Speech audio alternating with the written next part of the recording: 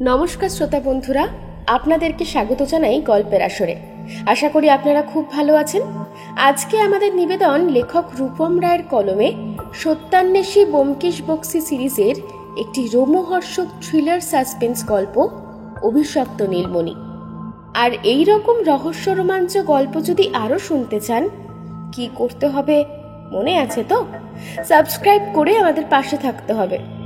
তাহলে আর বেশি কথা না বলে শুরু করি আজকের গল্প। আশা করি আপনাদের খুব ভালো লাগবে।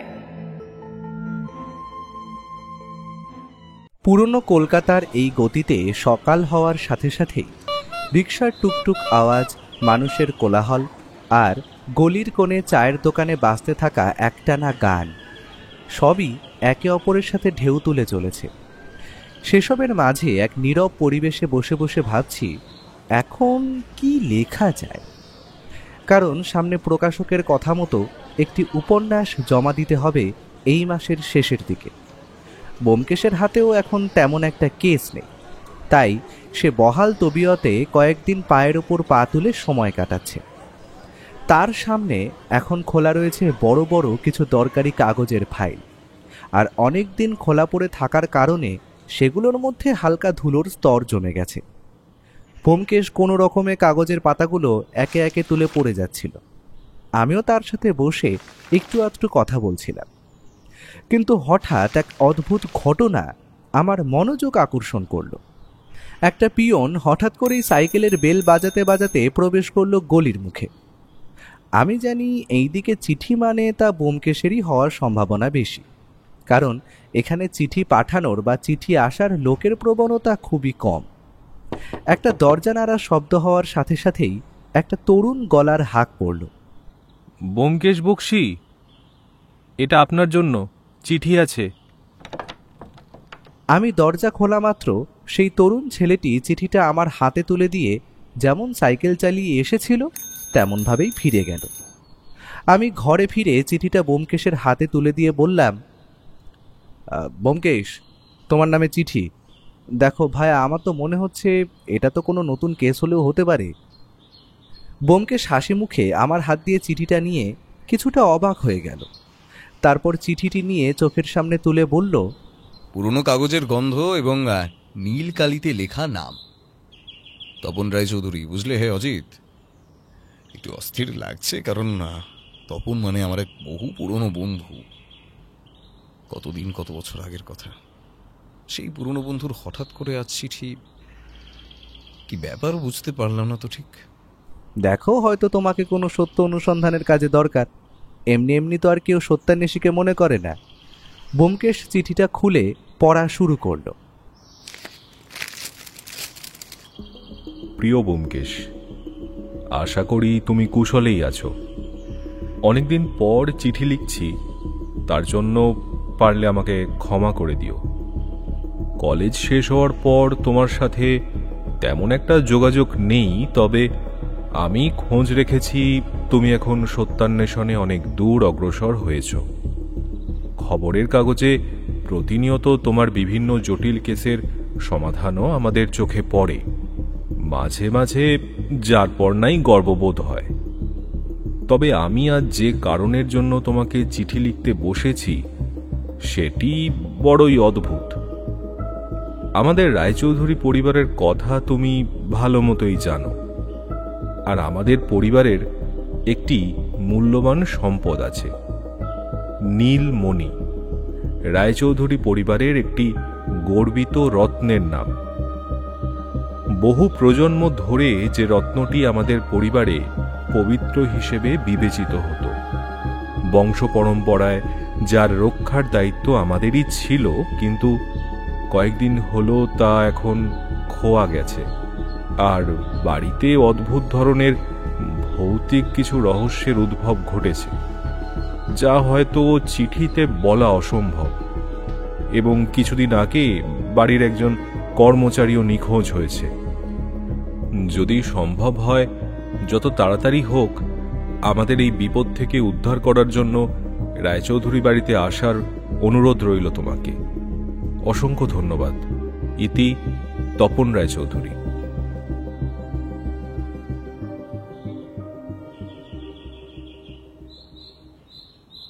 চিঠি পড়ে ব্যোমকেশ আমার দিকে জিজ্ঞাসু চোখে তাকালো। আমি বুঝতে পারলাম চিঠির শব্দগুলো ব্যোমকেশের মনের মধ্যে সন্দেহের আঁচড় কেটে গেছে। এক একটা নীলমণি চুরির কেস এবং তার উপর ভৌতিক এবং রহস্যজনক ঘটনা। এই কেস ব্যোমকেশের মন টানবেই। আর পুরনো বন্ধুর এমন সমস্যার মধ্যে আছে শুনে তার ব্যোমকেশ দেরি করবে না। ব্যোমকেশ বলল, কলেজে পড়ার সময় আমরা তপন রায়চৌধুরীর ব্যাপারে সকলেই প্রায় জানতাম। তার পরিবার যে অত্যন্ত ধনী এবং সম্মানীয় তা কারো অজানা ছিল না। রায়চৌধুরী পরিবারের বাড়ির পরিবেশ সবসময় কিছুটা গোপনীয় এবং অদ্ভুত ছিল। আমরা কলেজে একসঙ্গে পড়াশোনা করেছি, কিন্তু সেসব কথা আজকাল খুব একটা মনে পড়ে না। অনেক বছর আগের সেই বন্ধুত্ব কেমন জানি এক শীতল সম্পর্কে পরিণত হয়েছে। তবুও এমন চিঠি পাওয়ার পর তো আর বসে থাকা যায় না। আর এমন সব ঘটনা সহজ সরল নয়। আমার মন বলছে সেখানে কিছু গন্ডগোল তো হচ্ছে। ব্যোমকেশ চিঠিটি টেবিলের ওপর রেখে চুপচাপ কিছুক্ষণ ভাবল, তারপর বলল, চলো জি, তৈরি হয়ে নাও। রহস্যময় ঘটনা যখন ঘটছে এবং এমন কিছু হারিয়ে গেছে যা তাদের ঐতিহ্য, আমাকে সেখানে যেতেই হবে। দেখা যাক কি ঘটনা, কতটা কি রহস্যের সমাধান করতে পারি। ব্যোমকেশ, আমি এখন ভাবছি ভৌতিক ঘটনা মানে তো। তুমি আবার ভূতের ভয় পাও নাকি অজিত? দেখো, আমার কারবার সত্য অনুসন্ধান, তাই ভূত বাবাজিকে যদি না চটিয়ে আমি নিজের কাজ করি তবে আশা করি তেনারা আমার তেমন একটা ক্ষতি করবে না। কি বলো, ঠিক কিনা ভাইয়া?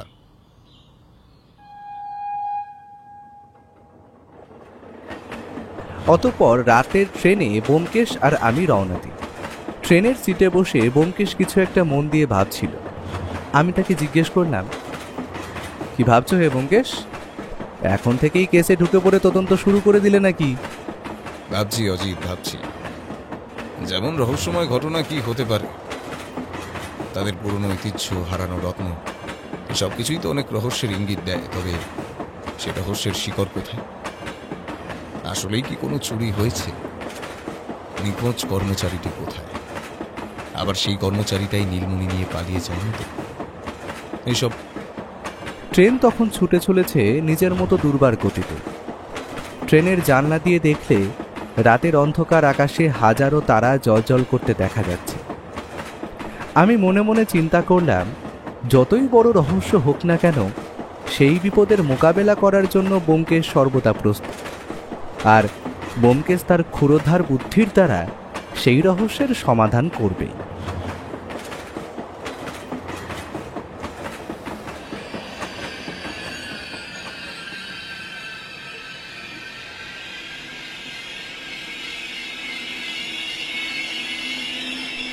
রাতের ট্রেন কলকাতার থেকে প্রায় ৮ ঘন্টার দূরত্ব অতিক্রম করে আমাদের পৌঁছে দেয় গন্তব্য স্টেশনে।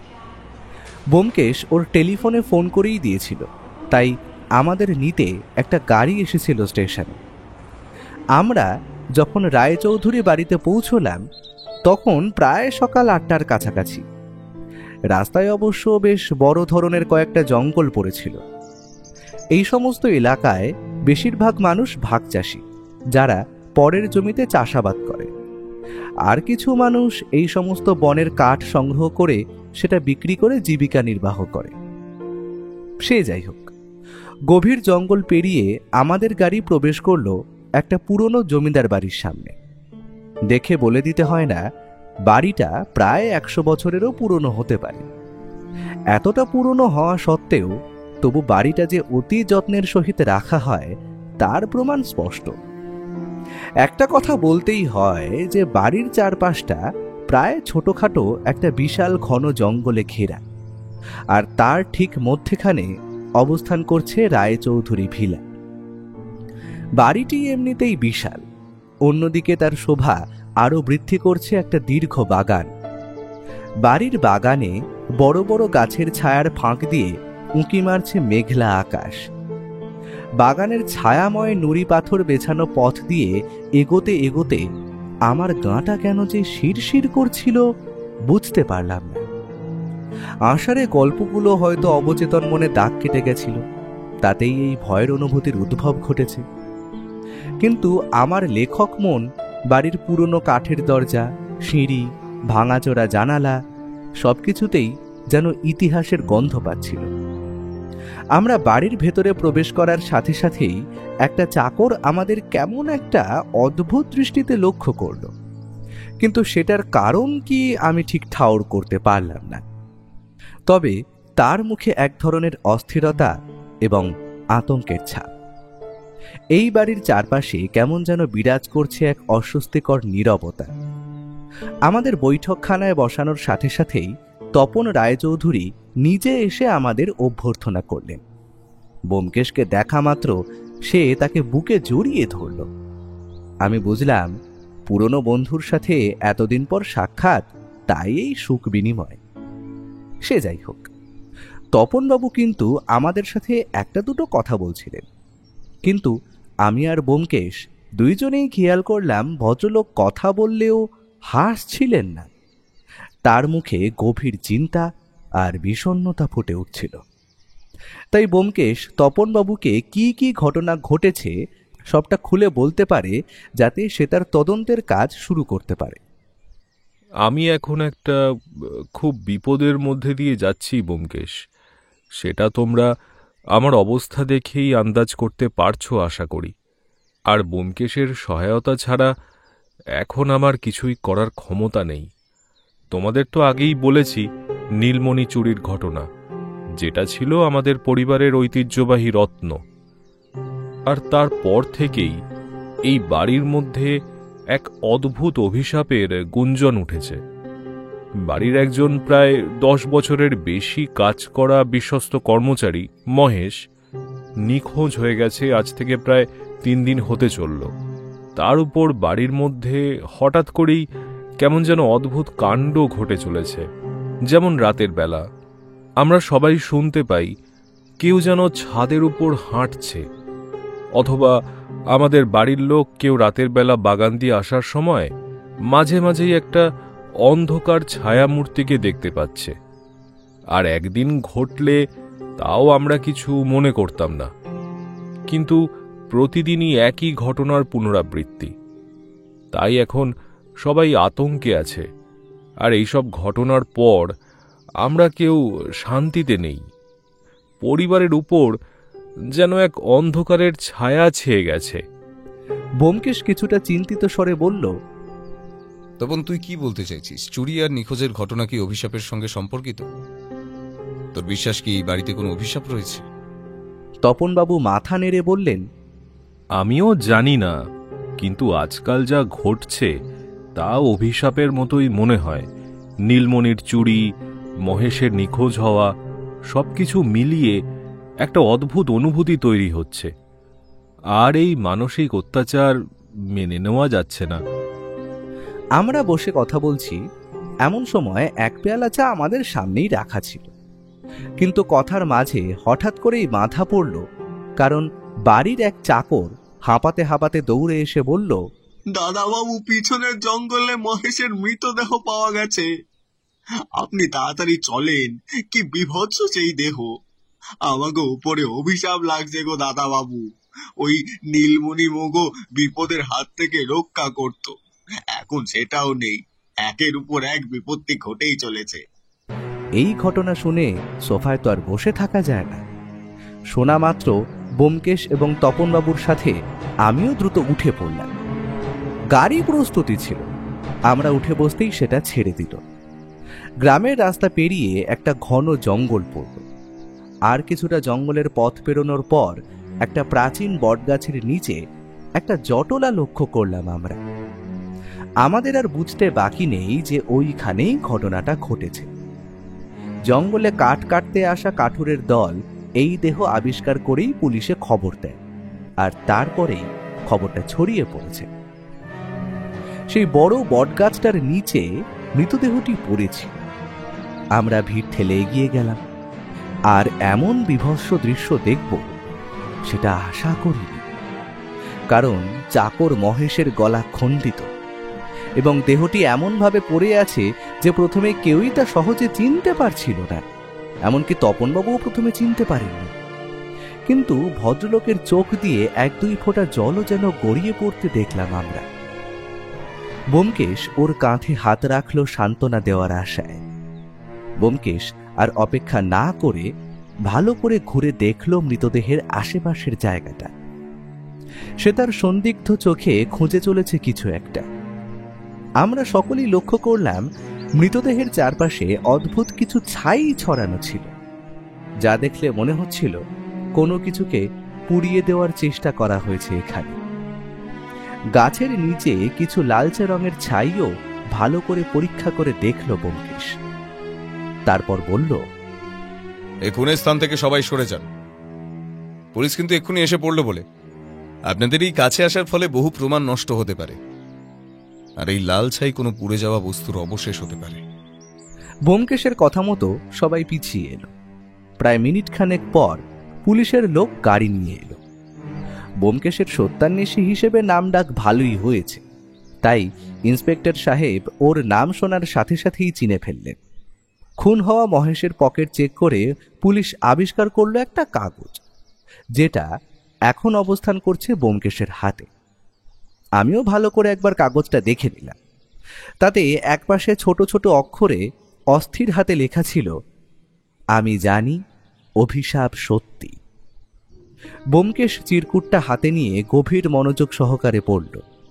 তারপর মৃতদেহের দিকে একবার তাকিয়ে বলল, এটা শুধু চুরি নয়, একটা হত্যাকাণ্ড। চাকর মহেশ হয়তো জানতো অনেক কিছু এই নীলমণি চুরির ব্যাপারে। সে হয়তো কিছু দেখেছিল, আর তাই তাকে চুপ করানোর জন্য খুন করা হয়েছে। আর এটা তো পরিষ্কার হয়ে গেল যে মহেশ নীলমণি চুরি করে পালায়নি। আমি কাঁপা কাঁপা কণ্ঠে বললাম, অতএব ব্যোমকেশ, তুমি বলতে চাইছো এটা অভিশাপ নয়, আর এই সব কাণ্ড মানুষেরই মস্তিষ্ক প্রসূত? অবশ্যই। আর এই হত্যাকাণ্ডের পেছনে কোনো মানুষ কাজ করছে। অভিশাপ নয়, এটা সুপরিকল্পিত একটা হত্যাকাণ্ড। তুমি এতটা জোর দিয়ে বলছো, এটার কারণ কি বলতো? তুমি কি কিছু ধরতে পেরেছো? দেখো, যদি অভিশাপ বলি তাহলে কেন মহেশের গলায় আঘাতের চিহ্ন থাকবে, কিংবা ওই ছাইগুলো কিভাবে পাওয়া যাবে? এগুলো সব মানুষের কাজ। আর চিরকুটের কাগজে লেখা অভিশাপ সত্যি, এটা হত্যাকারীর নিজস্ব দৃষ্টিভঙ্গি। মহেশ হয়তো জানতো কিছু, এবং তার মৃত্যুর মাধ্যমে হত্যাকারী সেই তথ্য লুকোতে চেয়েছে। তাহলে এবার কিভাবে এগোনো উচিত আমাদের? এখন আমাদের প্রথম কাজ হলো এই ঘটনাটি গুছিয়ে বের করা। মহেশকে হত্যা করা হয়েছে, কিন্তু হত্যাকারীকে, কেন সে তাকে খুন করল, এই প্রশ্নগুলোর উত্তর খুঁজে বের করতে হবে। কিন্তু একটা ব্যাপার নিশ্চিত, এই খুনের পেছনে কিছু গোপন রহস্য কাজ করছে, আর আমাদের তা খুঁজে বের করতেই হবে। আমি লক্ষ্য করলাম মহেশের গলায় যে আঘাতের চিহ্ন ছিল তা খুবই গভীর এবং নিখুঁত। শুধু তাই নয়, গাছের নিচে ছড়ানো ছাইয়ের মধ্যে কিছু চিহ্ন ছিল, যা কোনো বিশেষ ধরনের জিনিস পুড়ে যাওয়ার ইঙ্গিত দেয়, যেন কোনো প্রাচীন বা মূল্যবান কিছু ধ্বংস করা হয়েছে। আমার মন বলছে এই হত্যাকাণ্ডে শুধু একটি রহস্যই নেই, বরং আরো অনেক কিছু গোপন রয়ে গেছে। তবে প্রথমত তাদের মহেশের হত্যাকারীকে খুঁজে বের করতে হবে, এবং তারপরে এই পরিবারের অভিশাপের রহস্যও উন্মোচিত হবে।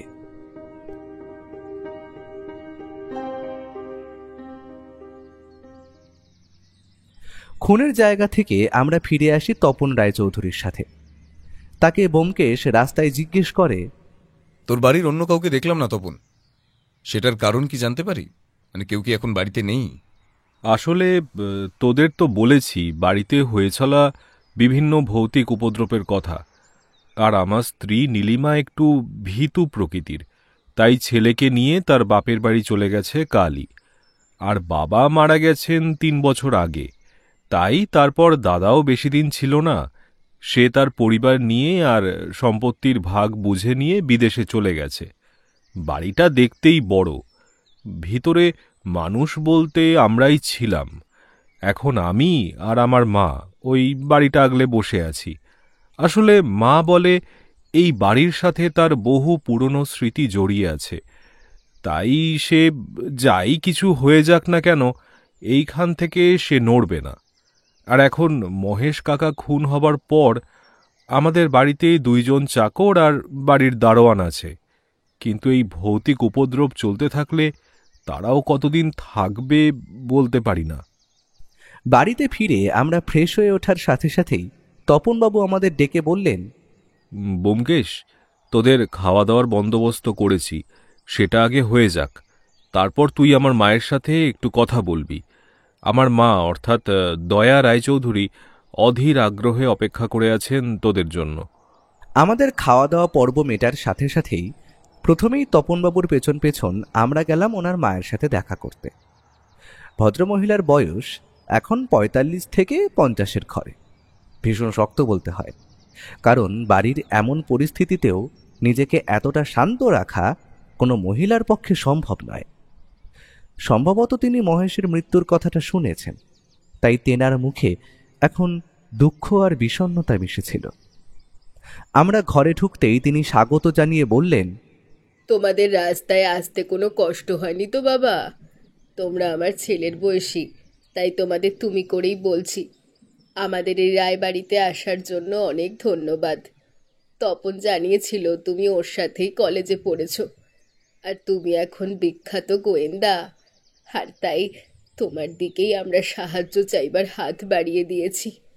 দয়াদেবী, আপনি এই নীলমণির সম্বন্ধে যা যা জানেন আমাকে সবটা একটু খুলে বলুন, তাতে আমার কাজ করতে অনেকটা সুবিধে হবে আর কি। মানে কোনো কিছু বাদ দেবেন না, ঠিক আছে? দয়া দেবী একটু দীর্ঘশ্বাস ফেলে আবার বলা শুরু করলেন,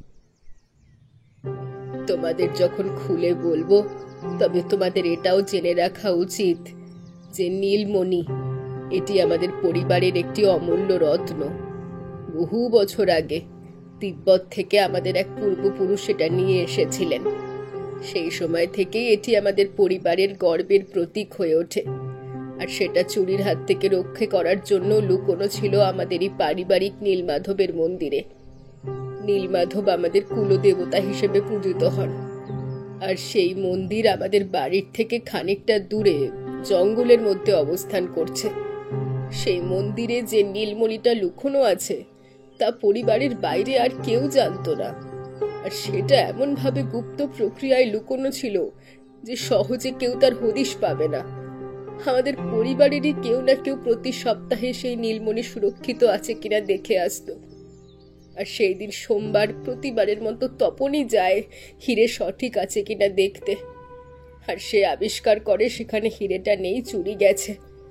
আর এটা নিয়ে একটা অদ্ভুত বিশ্বাসও প্রচলিত ছিল।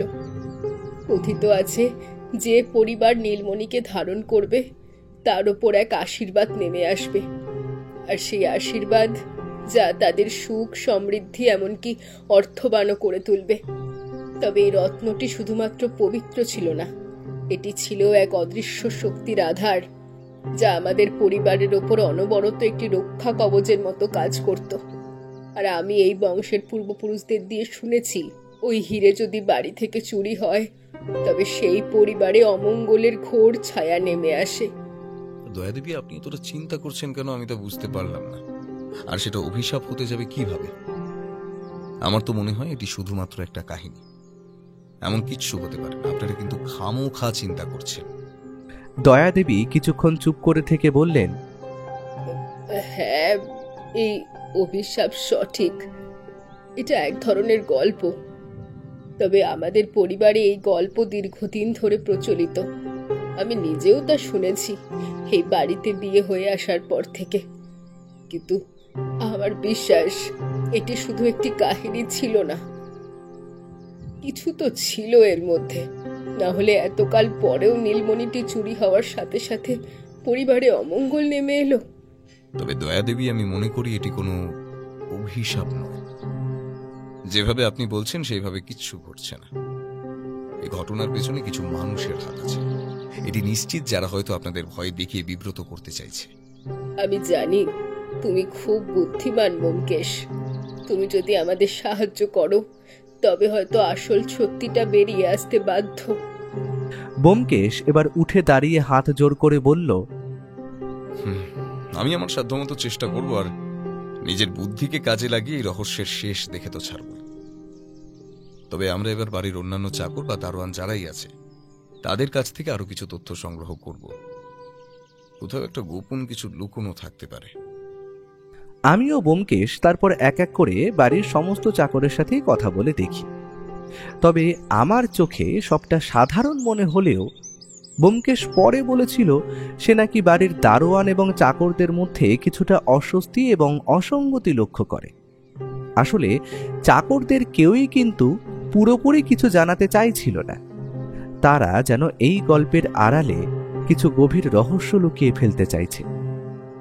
ঘরে ফিরে ব্যোমকেশকে যেন একটু চিন্তিত দেখলাম। সে সারাটা সময় হয়তো সিগারেট খাচ্ছে, নয়তো পায়চারি করছে। ব্যোমকেশকে আমি জিজ্ঞেস করলাম, আচ্ছা তাহলে আমরা কি করতে পারি? কিভাবে আমাদের এগোনো উচিত? বাড়ির সবার কথাই তো শুনলাম, তবে এখন আমাদের কেবল খুঁজে বের করতে হবে কি বা কে এই পরিবারে এত ভয় সৃষ্টি করছে, এবং নীলমণির চুরি ওই ঘটনার সঙ্গে তার সম্পর্ক কি। আর এখন সবার প্রথম কাজ হলো যে মন্দিরে হিরেটা লুকিয়ে রাখা ছিল সেটা ভালো করে খুঁটিয়ে দেখা।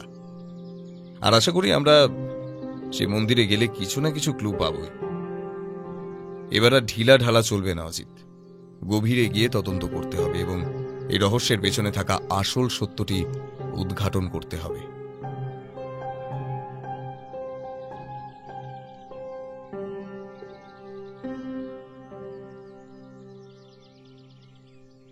কাল রাতের ট্রেন জার্নি হোক বা অন্য কোনো কারণে বিকেলের দিকে আমি একটু ঘুমিয়ে পড়েছিলাম।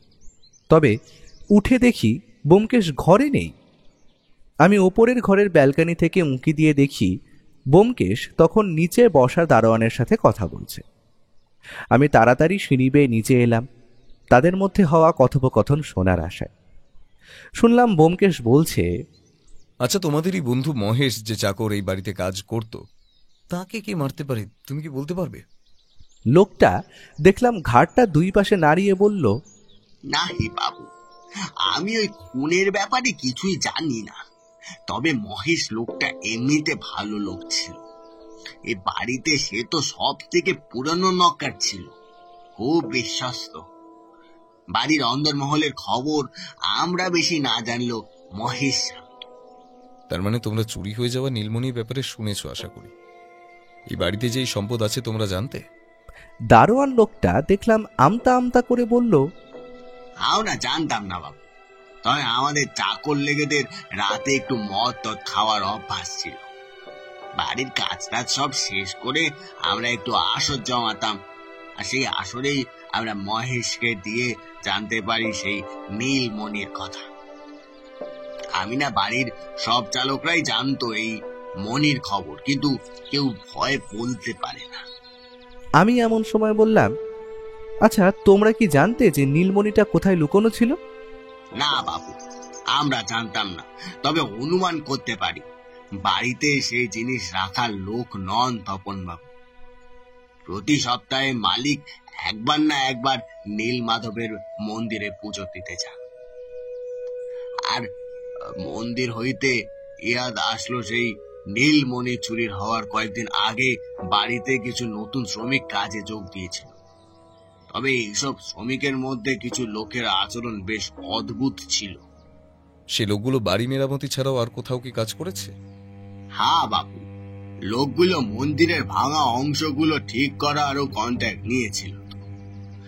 প্রায় 2 দিন ওরা মন্দিরের ভেতর ও বাইরে কাজ করেছিল। আর ওদের মধ্যে বিশেষ করে একজন কাজ করছিল যার নাম রঞ্জন। সে ওই শ্রমিক হিসেবেই কাজ করেছে 2 বছর।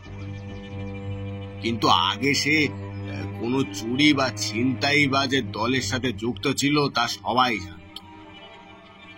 সে ছিল এখানকার নাম করা চিহ্নিত চোর, আর তার বদনাম ছড়িয়ে পড়েছিল। এমনকি পুলিশের রেকর্ডেও বহুবার তার নাম পাওয়া গেছে। তবে সে বলে ও নাকি এখন ভালো হয়ে গেছে, ওইসব খারাপ কাজ সে আর করে না। ব্যোমকেশ তার কথা শেষ করে উঠে পড়ল। তারপর দারোয়ানকে বিদায় জানিয়ে এগিয়ে গেল আমাদের ঘরের দিকে। রঞ্জন, এটাই তো মূল সূত্র হতে পারে। তোমার কি মনে হয় অজিত, সে কিছু জানতো? ধরো যদি সে পুরনো চোর হয়, তবে নিশ্চয়ই সে জানতো কোথায় নীলমণি রাখা ছিল। তবে সে আর তার দল আরো কিছুটা রহস্যময়। রাতে ব্যোমকেশ থানায় ফোন করে জানতে চায় রঞ্জন নামের লোকটার ব্যাপারে। পুলিশও তার নামে জমে থাকা কমপ্লেনগুলো পরপর ব্যোমকেশকে বলে। রঞ্জন ও তার দল আসলে কাজ করত, যেমন বাগান এবং বাড়ির পরিষ্কার। কিন্তু মাঝে মাঝেই তাদের দলবল নাকি গ্রামের পুরনো বহু মন্দিরের আশেপাশে ঘুরে বেড়াতো। এটা পুলিশেরও নাকি একেবারেই অস্বাভাবিক মনে হয়েছিল, কারণ মন্দিরে সাধারণত শ্রমিকদের কাজ করার কথা নয়। কিন্তু আসল প্রশ্ন হলো, তারা এটা কেনই বা করত? আমি সেই কথাটা ব্যোমকেশকে জিজ্ঞেস করার সাথে সাথেই সে বলল, ঠিকই, তাদের অদ্ভুত আচরণ ও সময় অসময় মন্দিরে যাওয়া এটা কোনো সাধারণ ব্যাপার নয় অজিত। আর এই ধরো লোকগুলো নিশ্চয়ই কিছু জানতে পেরেছিল নীলমণির ব্যাপারে, তাও এই বাড়ির চাকরদের থেকেই। সেটা কেমন করে ব্যোমকেশ? খুব সহজ অজিত। লোকগুলো যখন এই বাড়িতে কাজ করছিল তখন আশা করি লোকগুলোকে থাকতে দেওয়া হয়েছিল বাড়ির কোনো বাইরের ঘরে অথবা চাকরদের সঙ্গে। আর রাতে কাজ সেরে মদের আড্ডা বসে, তা আমরা আগেই শুনেছি। আর মদ খেয়ে চাকররা যদি কোনো কথা উগরে দিয়ে থাকে, তবে তো তাদের জন্য চুরিটা করা সাধারণ ব্যাপার। এটা সম্ভব।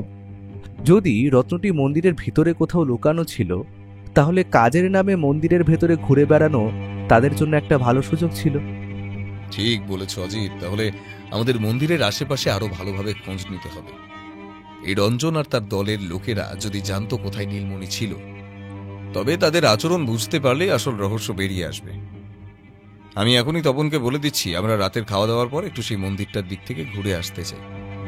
কারণ দিনের বেলা রঞ্জনের দলবল যদি দেখতে পায় আমরা নীলমণি খোঁজার কাজ করছি, তখন তারা সতর্ক হয়ে পালিয়ে যেতে পারে।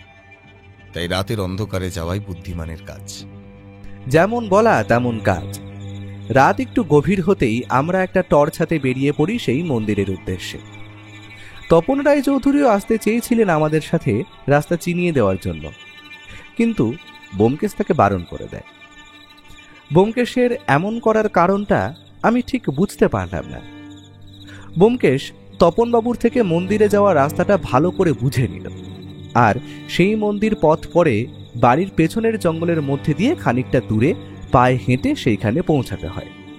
রাতের অন্ধকার ক্রমেই গভীর হতে থাকে। বাতাসে অদ্ভুত শীতলতা এবং গাছগুলির শাখাগুলোর মধ্যে হালকা শোঁশো আওয়াজ ভেসে আসছিল। পথ শুকনো পাতার আস্তরণে ঢেকে থাকার কারণে আমরা এগোনোর সময় সেটায় পা পড়ার সাথে সাথেই খসখস শব্দ কানে বড়ই অদ্ভুত ঠেকছিল। আমরা যতই এগোচ্ছি, রাতের মায়া যেন আরো আরো বেশি গভীর হচ্ছে। কিন্তু হঠাৎ করেই এমন সময় আমাদের কেন জানি মনে হলো, আমাদের দুইজনের চলার শব্দ ছাড়া আরো একটা জুতোর শব্দ আমাদের পিছু পিছু চলছে। ব্যোমকেশ সেই শব্দ লক্ষ্য করে চারিদিকে টর্চ ফেলে দেখল, কিন্তু সেখানে নিকষ অন্ধকার ছাড়া কিছুই চোখে পড়ল না। ঠিক এমন সময় আমাদের আচমকা চমকে দিয়ে দূরের একটা হালকা ঝোঁপ নড়ে উঠল।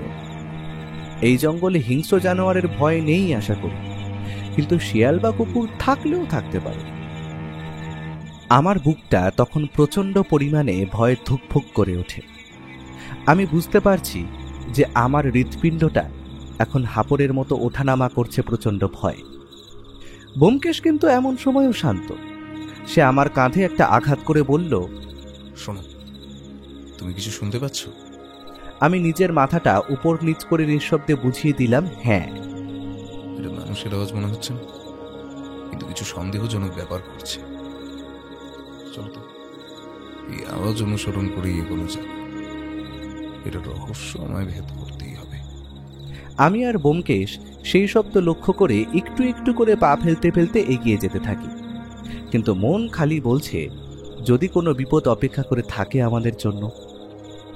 আমরা আর একটু এগোতেই হঠাৎ চোখে পড়ল, এই নির্জন বনে রাতের বেলা একটা কুকুর বসে আছে, আর সে মুখ দিয়ে কিছু একটা কাপড় জাতীয় কিছু টেনে ছিঁড়তে চাইছে।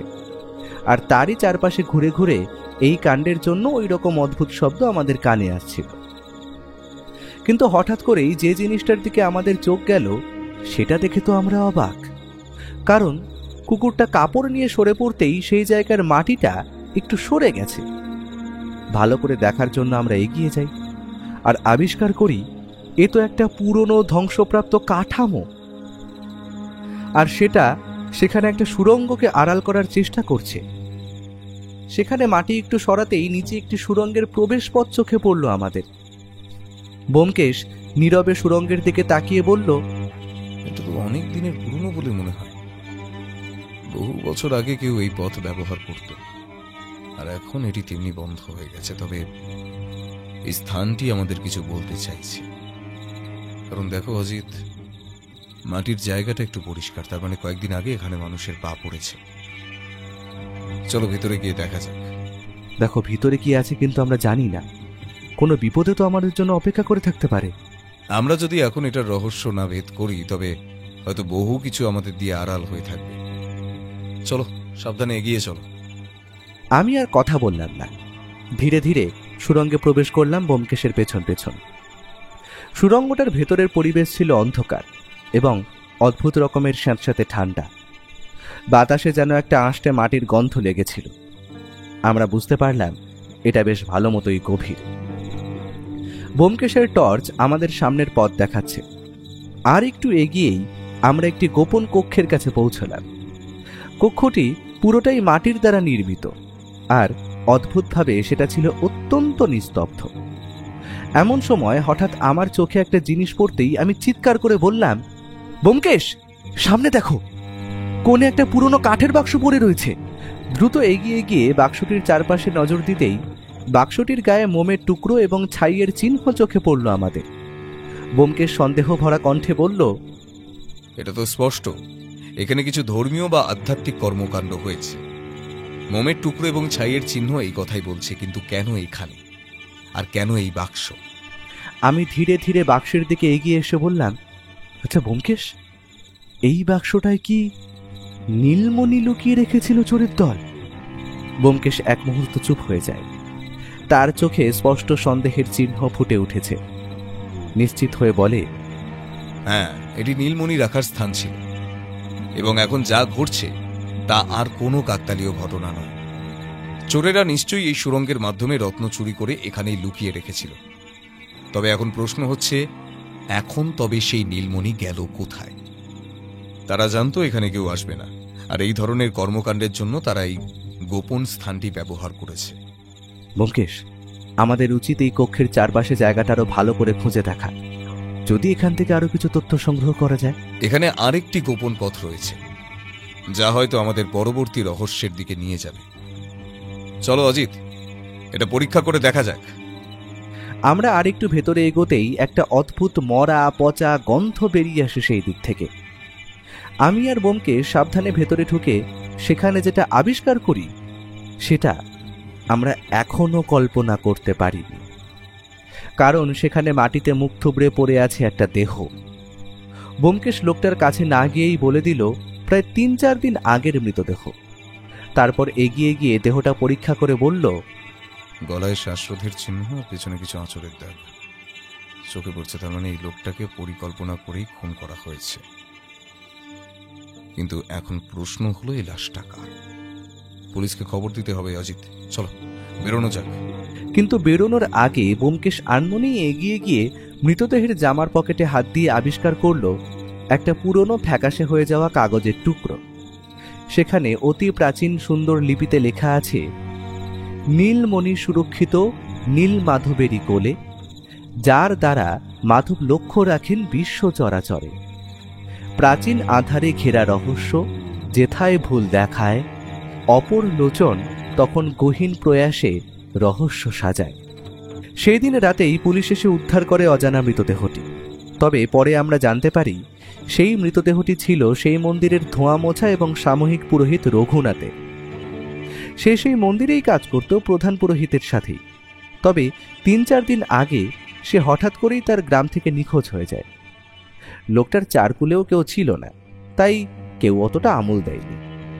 আর তার মৃতদেহ আমরাই আবিষ্কার করি সেই সুড়ঙ্গের মধ্য দিয়ে। সেই রাতে আমরা নীলমণি উদ্ধার কার্যে ব্যস্ত ছিলাম, কিন্তু তার থেকেও একটা অদ্ভুত ঘটনা ঘটে গেছে।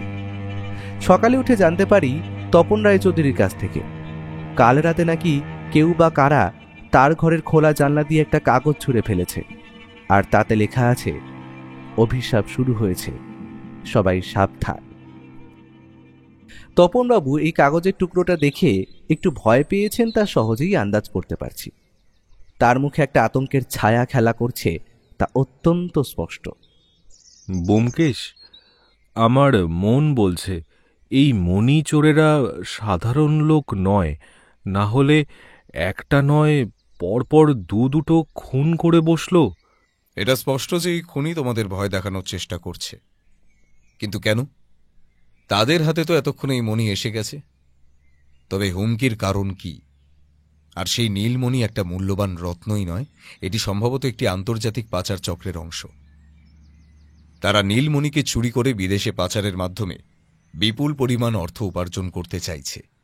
তবে আমার পূর্বপুরুষের কথা অনুযায়ী আমাদের সেই নীলমণির সাথে জুড়ে ছিল অপর এক রহস্যের জট, যেটা আমরা নিজেরাও কোনোদিন সমাধান করতে পারিনি। সেই রহস্যের জন্যই কি, অর্থাৎ নীলমণি ছাড়াও অন্য কোনো সম্পদের হদিশ কি থাকতে পারে? কথাটা শোনা মাত্র ব্যোমকেশের মুখে একটা উল্লাসের হাসি খেলে গেল। সে যেন কিছু একটা খুঁজে পেয়েছে। তাড়াতাড়ি পকেট হাতড়ে কালকে রাতে খুন হওয়া লোকটার পকেট থেকে যে ধাঁধার কাগজটা উদ্ধার করেছিল সেটা এগিয়ে দিল তপনবাবুর দিকে। তপনবাবু আচমকা চমকে উঠে বললেন, ব্যোমকেশ, এটাই সেই রহস্যের কাগজ। তবে এটা তোমার কাছে এলো কি করে? হয়তো খুনির দল এই কাগজটার রহস্য ভেদ করতে না পেরে এখানে আরো কোনো বড় গুপ্তধন পাওয়ার আশায় আমাদের ভয় দেখাচ্ছে। তার মানে আমার এখন প্রথম কাজ হচ্ছে এই ধাঁধাটার রহস্যের সমাধান করা, তাই তো? আর সেটা করলে হয়তো নতুন কোনো মোড় আমাদের সামনে খুলে যাবে। চলো অজিত, ঘরে চলো। আজ সারাটা দিন ভাবতে হবে, এই ধাঁধাটায় মনোনিবেশ করতে হবে। আমি আর ব্যোমকেশ ঘরে ফিরে গেলাম। তবে ব্যোমকেশের সাথে এখন কোনো কথা নয়। সে এখন নিজেকে ডুবিয়ে দেবে গভীর চিন্তার জগতে। আর তাকে এখন প্রশ্ন করলেও তার উত্তর মিলবে না। দীর্ঘ 3 ঘন্টা চিন্তা করে সাথে 4টি সিগারেট ধ্বংস করে ওঠার পর ব্যোমকেশের মুখে যেন একটা হাসির রেশ লক্ষ্য করলাম। অজিত, আছে নীলমণি আছে, নীলমণি সুরক্ষিতই আছে। এত সহজ একটা ধাঁধার উত্তর খুঁজতে আমার এতক্ষণ সময় লেগে গেল ভাইয়া। তুমি একবার কাগজটা বার করো, ধাঁধাটা পড়ো, তবে তোমার কাছেও স্পষ্ট হয়ে যাবে এটার মানে। আমি তৎক্ষণাৎ কাগজটা নিজের হাতে নিয়ে পড়লাম। সেটা নীলমণি সুরক্ষিত নীলমাধবেরই কোলে, যার দ্বারা মাধব লক্ষ্য রাখেন বিশ্ব চরাচরে। থামো অজিত, আমি প্রথমে বুঝতে পারিনি যে নীলমণির ঠিক অবস্থাটা কোথায়। এটার হদিশ মন্দিরের সেবায়িত রঘুনাথ হয়তো পেয়েছিল, আর সেই স্থানটা হলো নীলমাধবের চোখের মণি, অর্থাৎ নীলমাধব যিনি জগৎ সংসারে পূজিত হন জগতের নাথ নামে। আর সেই নীলমণির সুরক্ষায় নিয়োগ এই পরিবার। আর নীলমাধব কার মাধ্যমে বিশ্ব চরাচরে লক্ষ্য রাখবেন? অবশ্যই তার চোখ, অর্থাৎ নীলমণি পাথরের মূর্তির চোখে লুকিয়ে রাখা ছিল। অভিনব প্রক্রিয়ার মাধ্যমে এরা মণিটা লুকিয়ে রেখেছিল। তবে নতুন রহস্যটা তো ঠিক বুঝতে পারলাম না। প্রাচীন আধারে ঘেরা রহস্য যেথায় ভুল দেখায়, অপরলোচন তখন গ্রহিণী প্রয়াসে রহস্য সাজায়। খুব সহজ অজিত, ভাবো। পরিবারের পূর্বপুরুষরা মোট 2টি নীলমণি সুরক্ষিত রেখেছিলেন নীলমাধবের 2টি চোখের মধ্যে। তবে তারা একটির কথা পরিবারের মানুষদের কাছে তুলে ধরে যান, আর অপরটা থাকে পুরোপুরি লুকোনো। আর তাই জন্য এখানে লেখা রহস্য, যেখানে ভুল দেখায় অপর লোচন রহস্য সাজায়। আর লোচন মানে যে চোখ, সেটা আশা করি তুমি জানো। অর্থাৎ নীলমাধবের পাথরের মূর্তির এক চোখে অপর একটা নীলমণি এখনো লুকোনো আছে। আর রঘুনাথ সেই রহস্যের কাগজটি উদ্ধার করে দেখিয়েছিল চোরদের, আশা করি। তাই হয়তো তারা অন্য রত্ন পাওয়ার আশায় হুমকির চিঠি লেখে তপনবাবুর বাড়িতে। তুমি বলতে চাইছো যে সেই চোরের দল আবার আসবে নতুন মণিটা চুরি করার উদ্দেশ্যে? তার মানে তো আমাদের কাছে একটা বিশাল সুযোগ থেকেই যাচ্ছে ওই লোকগুলোকে হাতে নাতে ধরার। ঠিক বললাম তো? একদম ঠিক বলেছ অজিত। আর সেটা খুব বেশি দেরি করবে না তারা। আজ যখন হুমকি দিয়েছে, তার মানে তারা তপনবাবুরা যেন আজ রাতে সেই মন্দিরের দিকে না যান এমন চিন্তা করেই দিয়েছে, যাতে তাদের কাজ হাসিল করতে সুবিধা হয়। আমার মন বলছে যা হবার আজ রাতেই হবে। আর অজিত, এই রহস্যের জট গুটিয়ে এসেছে আশা করি, শুধু সময়ের অপেক্ষা। আমি তাড়াতাড়ি পুলিশ অফিসারদের খবরটা দিই, ওনাকে বলে চোরদের জন্য ফাঁদ পাততে হবে। আর চোরগুলোর কাছে আগ্নেয়াস্ত্র থাকাটা সাধারণ ব্যাপার। আজ রাতে অ্যাকশন হবে অজিত, তৈরি থেকো। আমি বুঝতে পারছিলাম ব্যোমকেশ এখন প্রচন্ড চিন্তিত, আর সে এই চোরেদের ধরার সব রকম চেষ্টা করবে। আর ব্যোমকেশের মস্তিষ্ক প্রসূত ফাঁদ কেটে বেরোনো কোনো অপরাধীদেরই সোজা হবে না আশা করি। তবে সেই রাতটা যে এতটা স্মরণীয় হয়ে থাকবে সেটা আমি ধরতে পারিনি। জীবনে এই ধরনের অভিজ্ঞতা খুব কম সময়ই ঘটে, আর আজ রাত যেটা হলো সেটা ভাষায় প্রকাশ করা যায় না। আমার ঘটনা বলার সময় এখনো শরীরের রোমটা খাড়া হয়ে উঠছে। সেই রাতে ব্যোমকেশ পুলিশ অফিসারের সহায়ের সাথে কি কথা বলল তার কিছুই আমি জানি না। তবে বিকেলের দিকে সে ফিরল, আর সাথে ইন্সপেক্টর সহায়। আর রাতে যে আমাদের সেই মন্দিরের কাছে হবে সেটা স্পষ্ট। রাত এখন প্রায় 12টার কাছাকাছি। আমরা কাল মন্দিরটার কাছে আসলেও সেই অদ্ভুত সুরঙ্গের সন্ধান পেয়ে সেই দিকে চলে গিয়েছিলাম, কিন্তু আজ সোজা মন্দিরের দিকে এগিয়ে গেলাম। আর একটু পথ চলার পর দেখতে পেলাম অন্ধকারের ভেতর দিয়ে একটা মন্দিরের মতো দেখা যাচ্ছে। দূর থেকেই বোঝা যাচ্ছে এটা বহু বছরের পুরনো। মিষ্টি চাঁদের জ্যোৎস্না আলোয় দেখা মিলছে মন্দিরের গায়ে অনেক ফাটল, আর তারই চারপাশে জংলি লতানো গাছপালা জন্মেছে। মন্দিরের সামনে অনেকটা খোলা জায়গা রয়েছে, তবে চারিপাশে অন্ধকারে ঘেরা বহু বড় বড় গাছ থাকায় আমাদের সেখানে লুকাতে কোনো অসুবিধে হবে না আশা করি। আমরা তিনজনেই এবার মন্দির থেকে একটু দূরে থাকা একটা বড় ঝোপের আড়ালে ঘাপটি মেরে বসলাম। ইন্সপেক্টর সহায় আর ব্যোমকেশ দুইজনেরই হাতে ধরা দুটো বন্দুক। আমাদের চোখ তখন নিবদ্ধ সামনের অন্ধকার মন্দিরের দিকে। অন্ধকারের সাথে সাথেই মশাও আছে খুব, সময় যেন কাটতেই চাইছে না। এক এক মিনিট যেন এক এক ঘন্টা বলে মনে হচ্ছিল। হঠাৎ করেই এমন সময় অন্ধকারের বুক চিরে একটা বড় গাড়ির আওয়াজ ভেসে আসছে, তা আমরা শুনতে পেলাম। ব্যোমকেশ আমার দিকে তাকিয়ে চুপ করার ভঙ্গিতে ফিসফিস করে বলল, অজিত, তোমরা দুজন বাইরে বেরোনোর চেষ্টা করবে না, কারণ এখানে গোলাগুলি চলতে পারে। আমিও ঘাড় নেড়ে সম্মতি জানালাম। গাড়িটা দেখলাম এসে থামলো সামনের মন্দিরের খুব কাছে। গাড়ির ইঞ্জিন বন্ধ হওয়ার সাথে সাথেই আলো নিভে গেল। গাড়ি দিয়ে অন্ধকারের মধ্যে দুটো কালো মূর্তি নামল, আর তাদের মধ্যে একজনের হাতে যে বড় মেশিন গান আছে তা বলে দিতে হয় না। ওরা কিছুক্ষণ গাড়ির সামনে দাঁড়িয়ে এদিক ওদিক ভালো করে দেখে নিল, তারপর গাড়ি সেখানে রেখে এগিয়ে গেল মন্দিরের ভেতরের দিকে। ব্যোমকেশ এমন সময় ফিসফিস করে অতি দ্রুত ইন্সপেক্টর সহায়কে বলল, মিস্টার সহায়, এটাই সঠিক সময়। আপনি ছুটে গিয়ে ওদের গাড়ির পেছনে দরজা খুলে উঠে পড়ুন, আর হাতের বন্দুক কিন্তু প্রস্তুত রাখবেন সব সময়। চোখের নিমেষে ইন্সপেক্টর সহায় অতি সাবধানে পৌঁছে গেল গাড়িটার কাছে। দরজাটা খুলে সেখানে উঠে শুয়ে পড়লেন পেছনের সিটে। ঠিক এমন সময় বাড়ি দিয়ে একটা ছোট বাক্স হাতে বেরিয়ে এলো ওই দুটো লোক। ওদের দুই হাতে তখন বাক্সটা ধরা। ব্যোমকেশ সময় বুঝে একটা মুখ দিয়ে সিটি মারার মতো শব্দ করল, আর সঙ্গে সঙ্গে লোক দুটো কিছু বুঝে ওঠার আগেই চোখের নিমেষে ঘটনাগুলো এত তাড়াতাড়ি ঘটে গেল তা লোমহর্ষক। সিটির শব্দ শোনা মাত্র মন্দিরের পেছন ও পাশ দিয়ে বেরিয়ে এলো প্রায় 10-12 জন লোক। প্রত্যেকের হাতেই বন্দুক, আর সেটার মুখ সামনের লোকগুলোর দিকে তাক করা। লোকগুলো তখনও কিছু বুঝতে পারল না কি হচ্ছে। ব্যোমকেশ তখন ছোপের দিয়ে বন্দুক হাতে এগিয়ে গিয়ে বলল, রঞ্জন আর তুমি যেই হও, এখন তোমাদের পুলিশ দিয়ে ঘিরে ফেলা হয়েছে। যদি বাঁচতে চাও যেমন দাঁড়িয়ে আছো তেমন থাকো। বেশি বেগরবাই করলে সকালের সূর্য কিন্তু দেখতে হবে না। হঠাৎ এমন সময় দুইজনের মধ্যে অন্য একজন হাতের বাক্সটা ফেলে দিয়ে একটা ডিগবাজি খেয়ে আড়ালে চলে গেল তাদের নিয়ে আসা গাড়িটার ওপর। অপর প্রান্ত দিয়ে তাকে আর দেখা যাচ্ছে না। ব্যোমকেশের বন্দুক তখন অন্যজনের দিকে তাক করা। চোখের নিমেষে সামনের পুলিশগুলো এগিয়ে গেল লোকটার দিকে। সে ভয়ে চুপচাপ দাঁড়িয়ে রইল। লোকটা তীব্র গতিতে গাড়ির দরজা খুলে সেটায় প্রবেশ করার সাথে সাথেই হঠাৎ করে গাড়ির ইঞ্জিন গর্জে উঠল। লোকটা তাড়াতাড়ি গাড়ি নিয়ে পালাবার মতলব করছিল আশা করি, কিন্তু তার আগেই ব্যোমকেশ তার বন্দুকটার ঘোড়া টিপে দিয়েছে।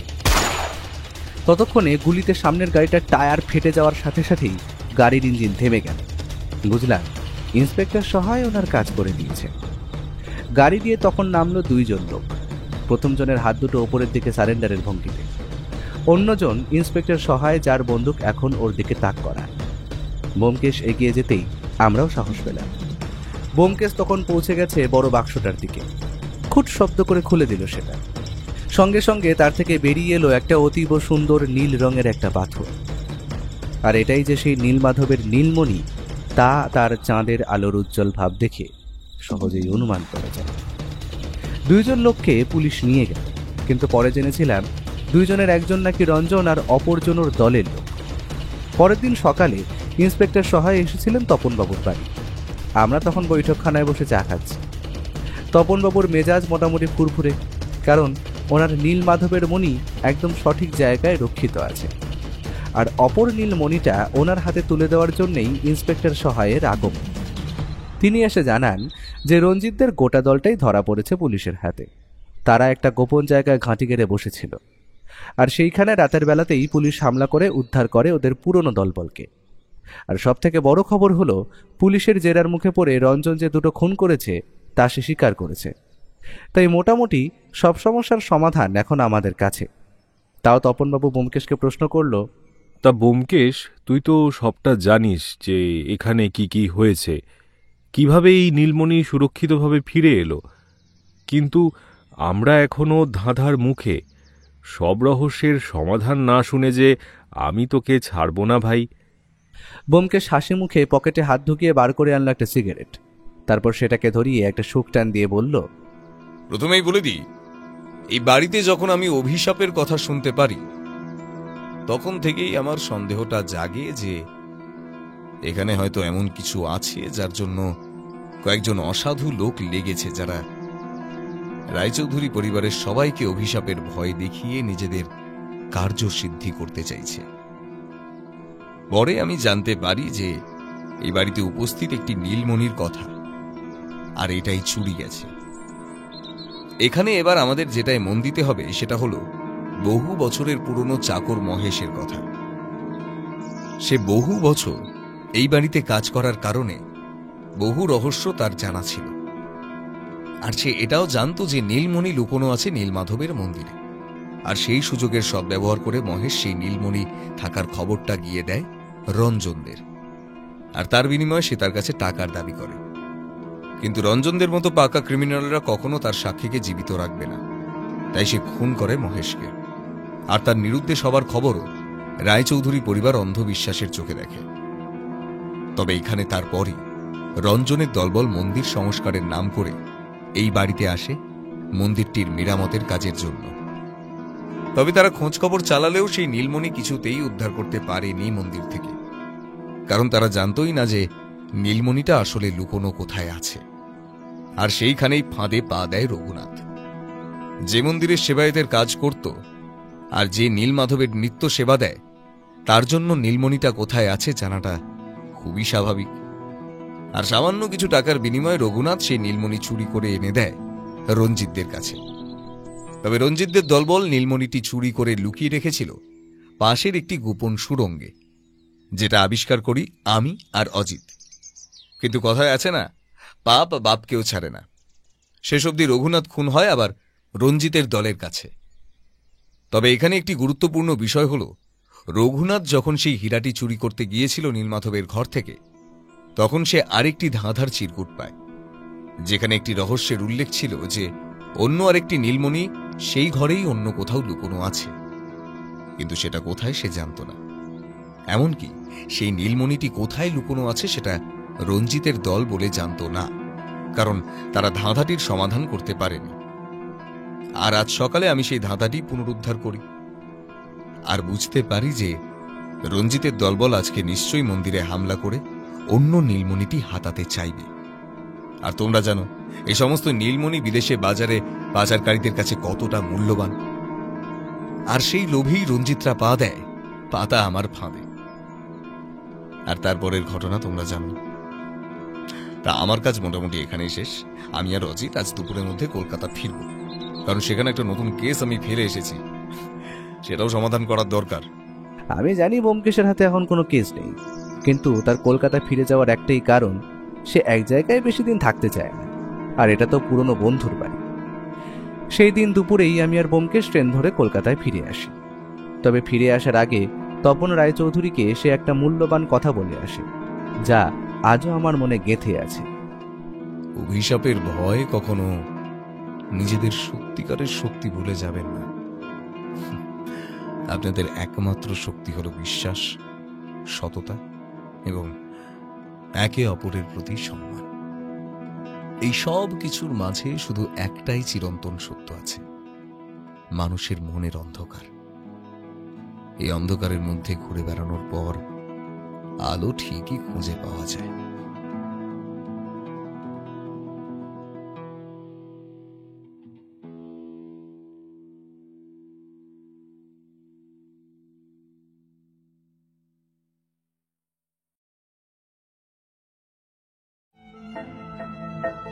আপনারা এতক্ষণ শুনছিলেন লেখক রূপম রায়ের কলমে সত্যান্বেষী ব্যোমকেশ বক্সী সিরিজের একটি রোমহর্ষক থ্রিলার সাসপেন্স গল্প অভিশপ্ত নীলমণি। কেমন লাগলো আমাদের আজকের নিবেদন? কমেন্ট করতে ভুলবেন না কিন্তু। আর প্রতি সপ্তাহে এরকম দারুণ দারুণ সব গল্প শুনতে চ্যানেলটি সাবস্ক্রাইব করে আমাদের পাশে থাকতে হবে কিন্তু। অসংখ্য ধন্যবাদ।